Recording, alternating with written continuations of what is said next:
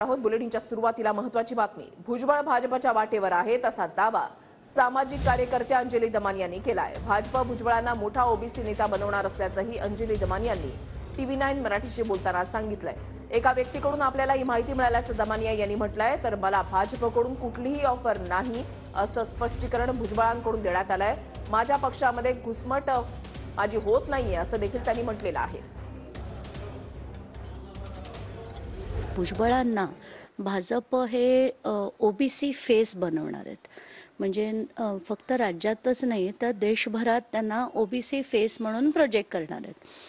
तर त्यांचं कॉन्ट्रीब्युशन मागे मंडळ आयोगाच्या याच्या लढ्याच्या वेळेस बरंच मोठं होतं, म्हणून त्यांना ते करायचं असं त्यांचं ठरलंय असं मला आधीही कळलं होतं. आणि काल पुन्हा तेच जेव्हा कळलं तेव्हा मला अतिशय डिस्टर्बिंग वाटलं होतं. म्हणून मी काल ते ट्विट केलं की ते त्यांच्या वाटेवर तर नक्कीच आहेत.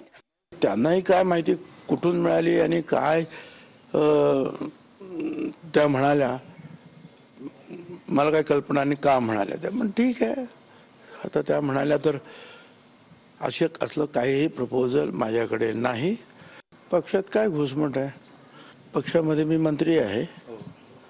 माझ्या विरुद्ध कोणी काही अजून तरी काही बोललेलं नाही.